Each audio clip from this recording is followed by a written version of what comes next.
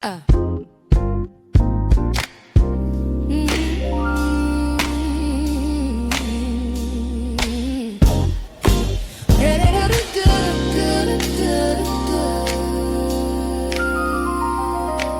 Stuck in a loop of the same old biz chat, wasting your minutes on this and on that. Don't let the moment get away. It's this minute matters retain. 60 seconds flat, that's the deal. No fluff, no filler, just authentic, seamless, practical solutions, real gems for real players. Every minute you learn, you win. This minute matters. Your turn. This minute matters. It's the minute for your next big idea. This minute matters. Yeah. Hey, everybody. Thanks so much for taking this Minute Matters with me right now. It's been an incredible journey. I'm on day 4, actually. And today I'm doing some self-discovery. And it started yesterday, but it kind of spilled over into today. And so I want to share this with you is that a lot of times in our lives, because we don't want to take the blame for anything, it is so important for us to tell the truth to ourselves.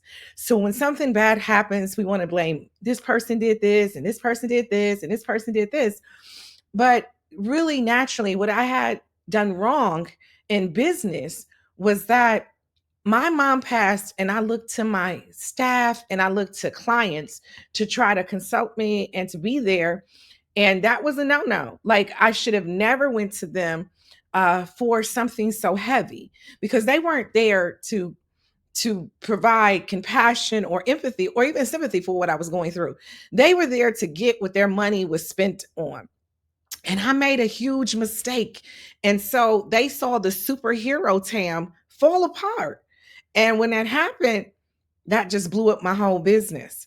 Because see, certain people in your life, they're not there to see your vulnerable moments.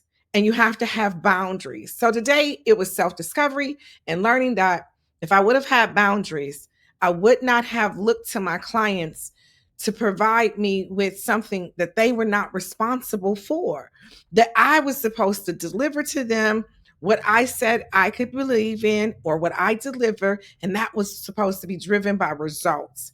And so a lot of times when we get into situations, just remember that you gotta be completely, I'm talking about naked, transparent, vulnerable, everything with yourself.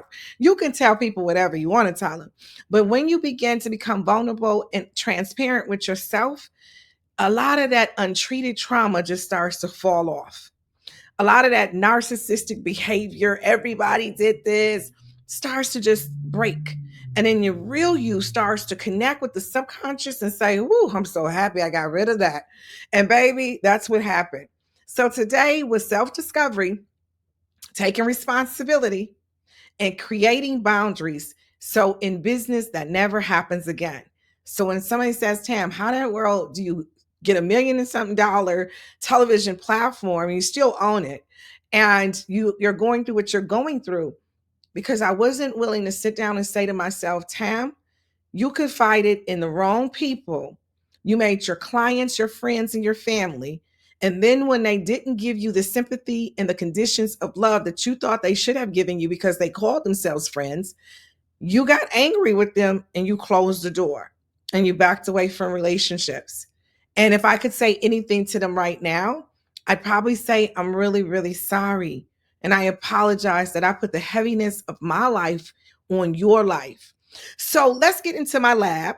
And I'm going to have my wonderful Delilah, AI, help you understand what this article is about. So while I've been out here dealing with my internal, I've also done some external work in the lab. So we're going to jump into the lab. But this time, honey, I could have blew up the whole entire company with what I was trying. For the first time in my life, I never, ever, ever, ever engaged in something that I can't figure out or it is not a proven system.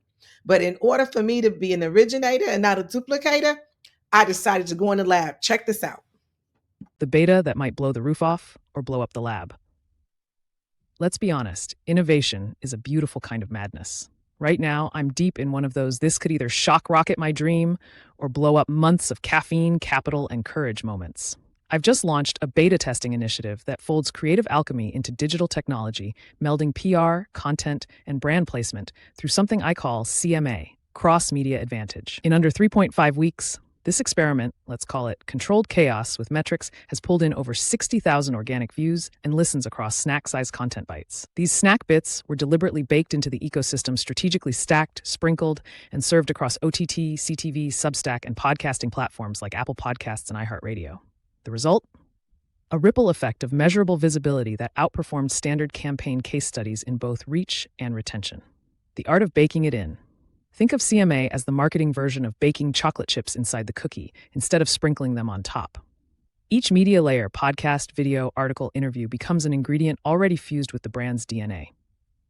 That's what I call cross-pollination, placing your message across multiple platforms in a way that feels organic, not invasive. The audience doesn't just see your brand, they encounter it again and again in trusted contextual spaces.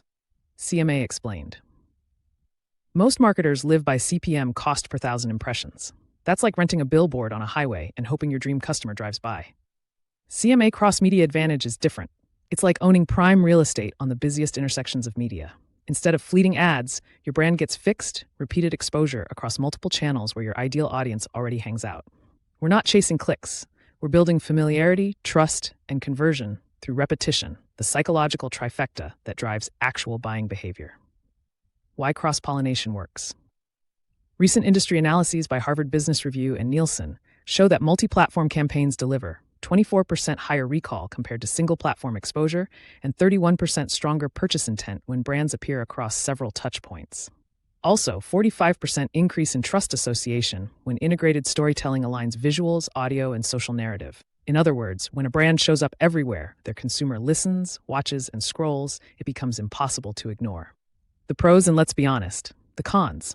Pros of CMA cross-pollination, cons if you can call them that, builds repetition equity. Your message doesn't vanish after one post, requires intentional design and consistent narrative tone, creates contextual trust by appearing in aligned media spaces, demands collaboration across multiple teams or creators, provides measurable ROI through fixed visibility, not fleeting impressions.